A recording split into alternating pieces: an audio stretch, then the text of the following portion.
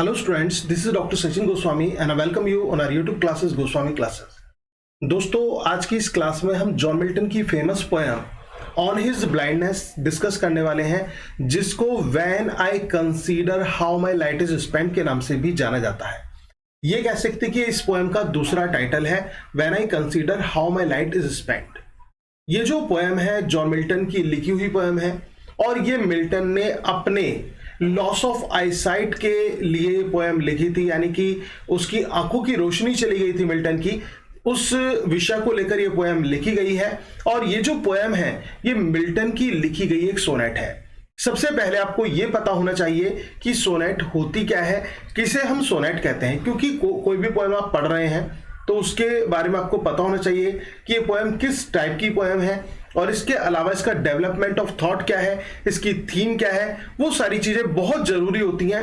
अगर आपको थीम और उसकी समरी आपको तैयार है ना, तो ये मान के चलिए अगर आप एग्जाम के लिए तैयारी कर रहे हैं, आप बीए के एमए के स्टूडेंट हैं और आप एग्जाम के लिए तैयारी कर रहे हैं, तो उस समय अगर आपको थीम और समरी पता है तो और इसके साथ साथ आप 2-4 लाइन पोएम की याद कर लेते हैं, तो उनको जब आप किसी भी क्वेश्चन में ऐड करते हैं तो it adds a special charm.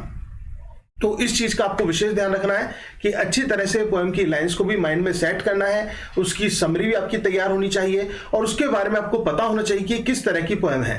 तो दोस्तों ये जो पोएम है on his blindness bye John Milton, ये इसको हम when I consider how my light is spent के नाम से भी जानते हैं। और ये जो पोएम है ये है हमारी सोनेट। क्या है ये? सोनेट है। अब सोनेट क्या होती है, किसको सोनेट कहते हैं? सोनेट एक 14 लाइन की छोटी सी पोएम होती है, a short poem of 14 lines. इसमें कितनी लाइन्स होती हैं? 14 लाइन होती हैं सोनेट के अंदर। अब अगर जो हम सोनेट वर्ड की बात करें तो सोनेट वर्ड आया कहां से, किससे सोनेट वर्ड की उत्पत्ति हुई? तो इटालियन भाषा का एक वर्ड है सोनेटो, सोनेटो से सोनेट वर्ड की उत्पत्ति हुई। And sonetto stands for a little sound. Sonetto का मतलब क्या होता है? लिटिल साउंड होता है। लेकिन सोनेट की बात करें तो 14 लाइन की छोटी सी कविता सोनेट कहलाती है। ये जो सोनेट होती है ये मेनली 2 तरह की होती हैं, एक तो पेट्राकन सोनेट और दूसरी शेक्सपियरियन सोनेट। इसके अलावा भी सोनेट होती है जैसे स्पेंसरियन सोनेट, कर्टेल सोनेट, लेकिन जो मेन सोनेट्स हैं वो है आपकी पेट्राकन और शेक्सपियरियन सोनेट। अगर जो हम पेट्राकन सोनेट की बात करें तो ये पेट्रार्क की बनाई हुई सोनेट है, एक फॉर्म है, और उन्होंने इसको 2 पार्ट में डिवाइड किया था, ऑक्टेव और सेस्टेट। ऑक्टेव में 8 लाइन्स और सेस्टेट में 6 लाइन्स। ऑक्टेव में प्रॉब्लम्स होती हैं और सेस्टेट में उसका सॉल्यूशन दिया जाता है। और जॉन मिल्टन भी पेट्राकन कॉन्सेप्ट को ही फॉलो करते हैं, तो इसीलिए इनकी जो सोनेट है उसको Italian sonnet, Miltonic sonnet, Petrarchan sonnet के नाम से भी जाना जाता है। ऑक्टेव जो स्टार्टिंग की 8 लाइन्स होती हैं, सेस्टेट जो लास्ट की 6 लाइन्स होती हैं। ऑक्टेव में इश्यूज रखे जाते हैं और उनका सॉल्यूशन जो है वो कहाँ कर दिया जाता है? वो सेस्टेट के अंदर कर दिया जाता है। अगर जो हम इसकी राइमिंग स्कीम की बात करें कि भाई राइमिंग स्कीम इसकी क्या होती है, ये जो मिल्टोनिक सोनेट है, पेट्राकन सोनेट है, तो इसकी राइमिंग स्कीम होती है ABBA, ABBA, ABBA, ये गलत लिख गया,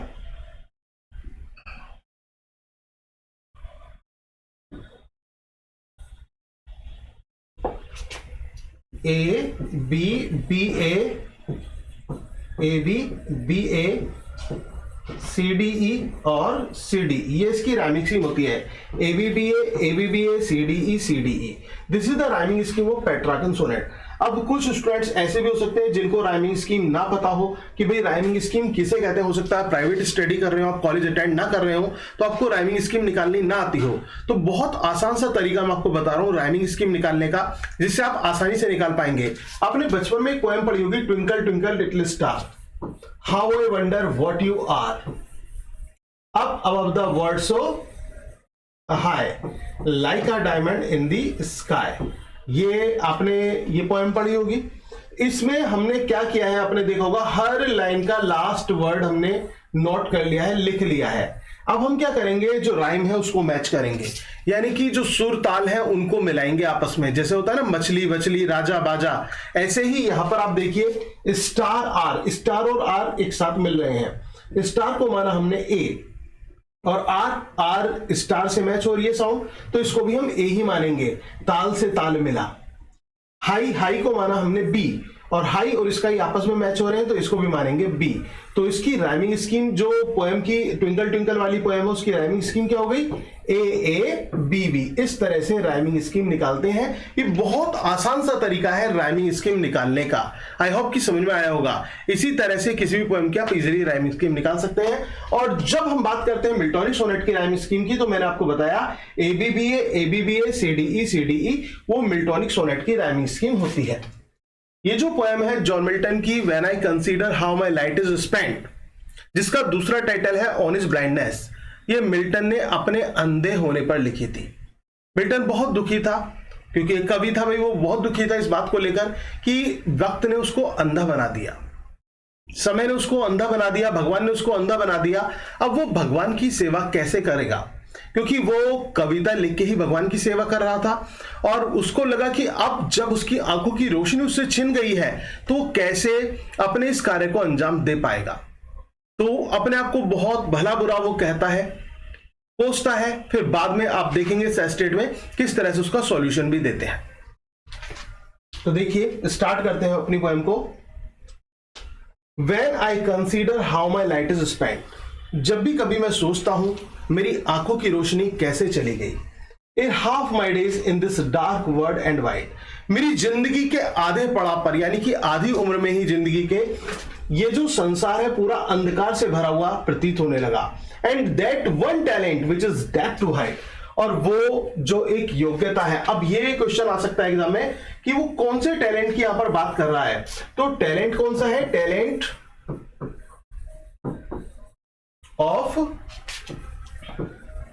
राइटिंग, टैलेंट ऑफ राइटिंग। ये राइटिंग का टैलेंट की बात वो कर रहा है, यानी कि talent of writing poems, talent of writing, उसकी वो बात यहां पर पोएट कर रहा है। तो that one talent which is death to hide, वो मृत्यु के समान छुप गया है। क्योंकि जब मृत्यु आती है ना, इंसान चाहे कितना ही एजुकेटेड क्यों ना हो, कितनी उसके अंदर नॉलेज क्यों ना हो, लेकिन मृत्यु क्या करती है? उसके सारे ज्ञान को खत्म कर देती है। उसका जो ज्ञान है ना, वो किसी को दे नहीं सकता, अपने ज्ञान को सार्थक रूप में वो कुछ नहीं दे सकता, क्योंकि वो बिल्कुल डेड पड़ा हुआ है। तो जिस प्रकार से मृत्यु जो है वो योग्यता को छिपा देती है, उसी प्रकार से उसकी जो योग्यता है उसको उसके अंधेपन ने मृत्यु के समान छुपा दिया है। समझ में आया?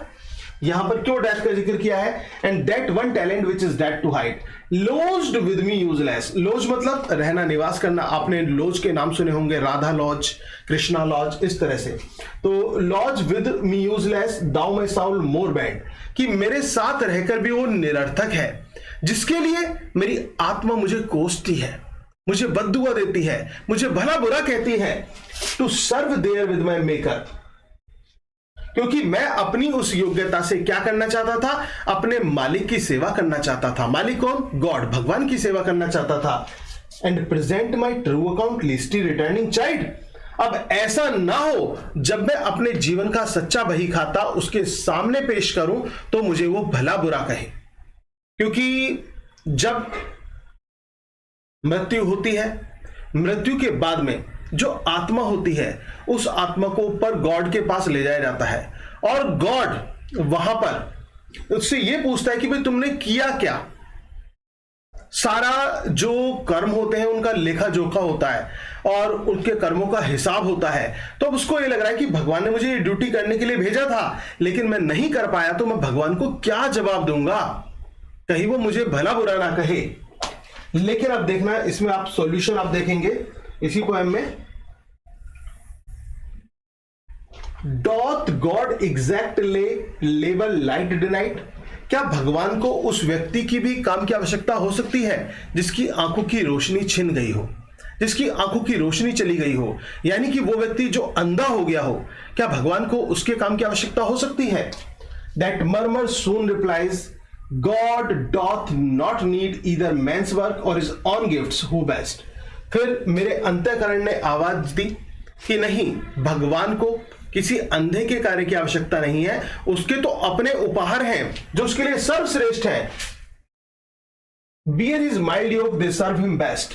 उसकी आज्ञा का पालन वो करते हैं बहुत अच्छी तरह से, वो उसकी सारा भार वो ग्रहण करते हैं, उसकी आज्ञा का पालन करते हैं। हिज स्टेट इज किंगली, वो तो राजाओं का राजा है। He is the Kings of king, 1000 at his bidding speed and post over land and ocean without rest. They also serve who only stand and wait. और हजारों फरिश्ते तैयार रहते हैं उसकी एक आज्ञा को पाकर समुद्र, पृथ्वी और समुद्र को लांघ जाने के लिए। तो वह तो केवल खड़ा रहेगा और प्रतीक्षा करेगा कि मेरा नंबर कब आएगा। तो ये यहां पर एक कंक्लूजन जॉन मिल्टन ने दे दिया कि भगवान को किसी व्यक्ति के काम की आवश्यकता नहीं, क्योंकि उसके तो फरिश्ते ही इतने हैं, वो उसकी एक आज्ञा का पालन करके पृथ्वी और समुद्र को लांघ जाने की ताकत रखते हैं एक पल में। तो उसको क्यों किसी अंधे के काम की आवश्यकता होगी। तो ये एक कंक्लूजन हमें यहां पर मिलता है ऑन हिज ब्लाइंडनेस पोएम में। दोस्तों एक चीज और मैं बताना चाहूंगा कि बहुत से स्टूडेंट्स की शिकायत क्या आती है, सर लिटरेचर पढ़ने में मन नहीं लगता, कैसे पढ़ें। और कुछ कहते हैं सर शरीर साथ नहीं देता, कैसे पढ़ें। अब बात हम कर लेते हैं कि लेजीनेस की।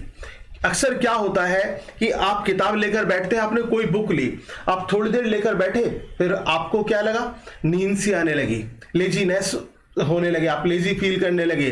तो ऐसी सिचुएशन में क्या करें, कैसे पढ़ें।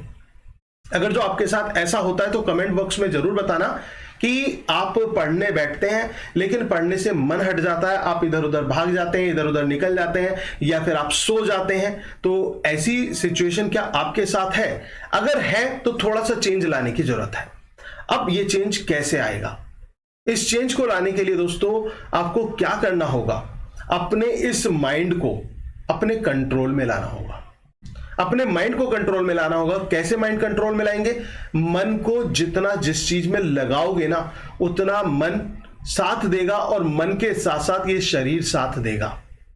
ठीक है ना। आप क्या करते हैं कि आपसे कोई नहीं कहता कि अगर जो आपको किसी गेम खेलने का शौक है, आपको क्रिकेट खेलने का शौक है, फुटबॉल खेलने का शौक है, आपसे कोई नहीं कहता, आपका परिवार वाला, कि आप फुटबॉल खेल लो, आप क्रिकेट खेल लो। आप क्या करते हैं, आपका मन आपसे कहता है भाई क्रिकेट खेलना, आज मुझे क्रिकेट खेलने चलना है। मन कहता है और इस शरीर से मन बोलता है। किससे बोलता है? शरीर से। आप जिसे आप कहते हैं ना मेरे से बोल रहा है, मेरे से नहीं, ये मेरी बॉडी से बोल रहा है। तो इस शरीर से बोलता है और इस शरीर को लेकर चलता है, और कितने साथ, फुर्ती के साथ चलता है। आप कोई मूवी रिलीज हुई है, नई मूवी, ये मन कहता है कि भाई ये मूवी देखनी है, और इस मन के चलाए में देखो इस शरीर कितनी जल्दी आता है, और शरीर कहता है हाँ भाई चल चल चल चलते हैं, मूवी देखते हैं, नई मूवी आई है, उसे मूवी को देखने चल रहे हैं।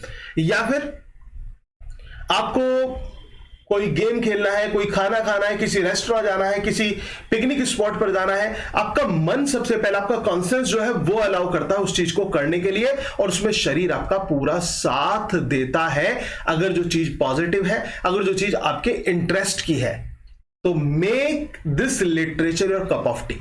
तो कहने का मतलब सबसे पहले तो जो लिटरेचर आप पढ़ रहे हैं, जो सब्जेक्ट आप पढ़ रहे हैं, उससे थोड़ा सा मन लगाइए, उसको ऐसे बर्डन मत लीजिए। और उसको कैसे लेना है? उसको प्लेजर के रूप में लेना है, खुशी के रूप में लेना है। और जिस दिन आपने खुशी खुशी पढ़ना चालू कर दिया, मन लगाना चालू कर दिया, और मन लगना कैसे कि कोई कहानी जैसे पढ़ने में इंटरेस्ट आता है, सुनने में इंटरेस्ट आता है, कोई मूवी देखने में इंटरेस्ट आता है, जिस दिन आपका इंटरेस्ट इस तरह से पढ़ने में आने लगा, इस तरह से समझने में आने लगा, उस दिन समझ लेना कि आप हिम्मत नहीं हारेंगे। वो जो सुस्तपना है ना, वो जो आलस है आपका, वो बहुत दूर भाग जाएगा, वो फिर आपके पास नहीं भटकेगा। क्यों? क्योंकि मन से सब कुछ है। ये जो कंट्रोलिंग ऑफ बॉडी है ना, इसकी जो पावर है वो इस मन के पास है, इस कॉन्शियस के पास है। तो आपके अपने अंतःकरण को, आपको अपने माइंड को कंट्रोल में लेना है और अपने माइंड को अपनी स्टडी में लगाना है। तो फिर देखना नतीजा आपके फेवर में होगा।